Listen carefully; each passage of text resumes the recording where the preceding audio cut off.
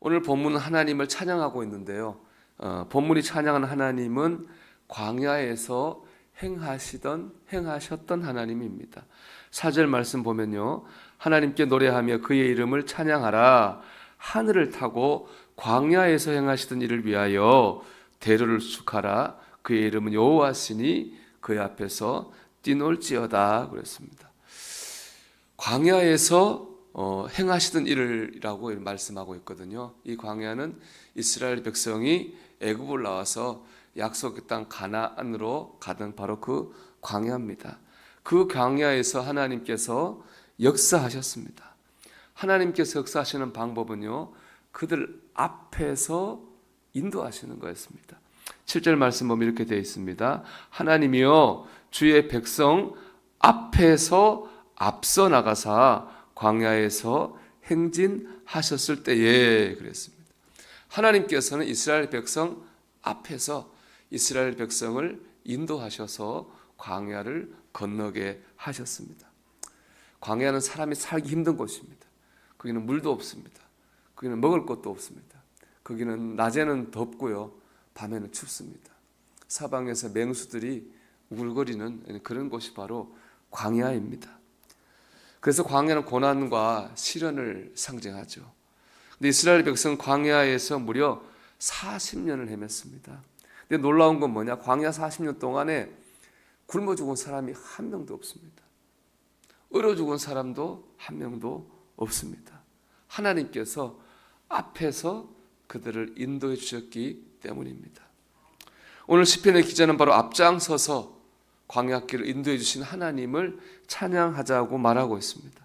바라보자고 말하고 있습니다. 왜냐하면 지금 이 시편을 쓴 그들이 인생의 광야를 지나고 있기 때문에 그렇습니다. 즉 지난날 우리 조상들을 인도하셨던 하나님을 바라보면서 우리의 인생 광야를 잘 지나갑시다. 이것이 바로 오늘 본문의 신앙이고 시편 전체의 신앙이기도 합니다. 이 시편이 하나의 책으로 엮어진 것은 주 70년입니다. 지나고인데요. 주 70년은 무슨 일이 있었냐면은 로마여가지고 이스라엘이 멸망하고 나라가 없었습니다. 이스라엘 백성들은 나라를 잃고 전 세계로 흩어져가지고 난민이 된 거죠. 그때 이제 이스라엘의 영적 지도자들이 고민을 했습니다. 어떻게 이 환란의 시대에 우리가 믿음을 지키며 살 것인가? 이런 고민하고 기도하는 끝에 그래 우리 믿음의 선배들 그들의 신앙의 고백을 만든 글들을 엮어서 책으로 만들자. 그렇게 만들어진 게 바로 시편입니다. 그들이 생각할 때에 우리 믿음의 선배들이 보았던 그 하나님을 바라볼 때에 이 고난을 이길 수 있을 거다라고 생각을 한 거죠. 그들의 판단이 옳았다고 하는 건 역사가 증거하고 있습니다. 그때 우리 2000년 동안 떠돌아다닌 이스라엘이 1948년에 이스라엘 나라를 다시 세웠잖아요. 2000년 동안 나라 없는 민족이 나라를 세운다고 하는 것은 역사 이래 없는 일이죠. 그들은 하나님을 바라봄으로 민족적 고난이라고 하는 광야를 잘 지나올 수가 있었습니다. 사랑하는 여러분, 우리도 인생 광야를 지날 때가 많습니다. 경제적 광야도 있고요, 질병의 광야도 있습니다. 그런가 하면은 인간관계의 광야도 있습니다. 또 그런가 하면 이 광야가 되면 안 되는데 우리는 가정생활에서 또 교회 생활에서도 광야를 경험할 때가 있습니다. 그럴 때 우리는 광야에서 앞장서서 우리를 인도해 주시는 하나님을 바라봐야 됩니다. 의지해야 됩니다. 그럴 때 무엇보다 내가 흔들리지를 않습니다. 시편 16편 8절 이런 말씀이 있는데요. 내가 여호와를 항상 내 앞에 모시며 그가 나의 오른쪽에 계심으로 내가 흔들리지 아니하리로다.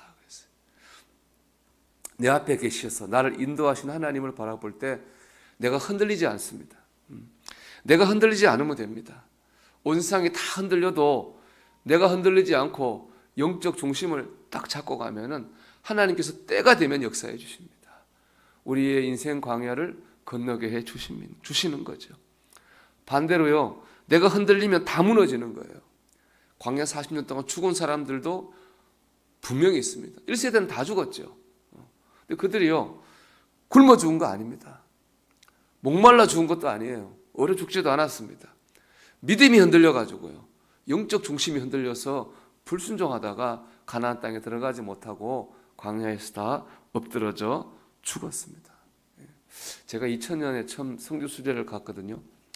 광야를 가서 광야에 섰는데 제가 이스라엘 백성들한테 사과했어요. 얼마나 그 광야의 황량함이 강력한지요.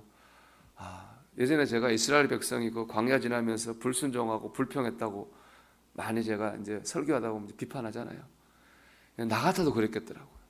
나 같아도 그 애들 가족들 데리고 그 광야를 살라 그러면은 진짜 불평 원망이 안 나올 수가 없겠다. 그런 생각을 했습니다. 그리고 이제 한국으로 돌아와 성경 읽다가 제가 놓친 게 있다고 하는 걸 깨달았어요. 뭐냐? 그 광야에서 하나님께서 무려 200만 명을 40년 동안 굶지 않게 그들을 지키시고 보호하시고 먹이시고 입히셨다는 거예요. 저는 광야만 본 거죠. 광야의 황량함이 너무 압도가 돼가지고 광야만 본 거예요. 광야 가운데 역사하신 하나님을 바라보지를 못했습니다. 광야는 분명 우리를 압도할 만큼 큰 고난입니다. 그래서 우리 하나님을 놓치기가 쉬워요. 그런데 여러분, 우리는 그 광야 하나님을 봐야 됩니다. 하나님은 그 광야에서 우리를 살리시는 분입니다. 광야가 아니라 광야에서 우리 앞에서 인도하시는 하나님을 봐야 됩니다. 제가 광야하면 늘 생각나는 책이 있어요. 광야를 정복한 영적 거인이라고 하는 책이에요. 그 책의 원래 영어 제목이 뭐냐? 절대로 원하지 않았던 길에서 하나님과 동행하기. 그게 그 책의 원래 제목이거든요. 그렇습니다. 광야를 좋아하는 사람은 아무도 없어요. 고난과 시련을 좋아하는 사람 누가 있습니까? 다 원치 않지만 그 길을 만나잖아요. 그 길을 지나야 되지 않습니까? 그 길을 지나는 방법은 뭡니까? 하나님과 동행하는 거예요. 우리는 하나님과 동행함으로 우리의 인생 광야를 잘 지날 수 있습니다. 사랑하는 여러분, 오늘도 하나님을 바라봄으로 흔들리지 말고 믿음으로 하나님과 동행하며 인생 광야를 정복하는 영적 거인이 되시기를 주의 이름으로 축원합니다.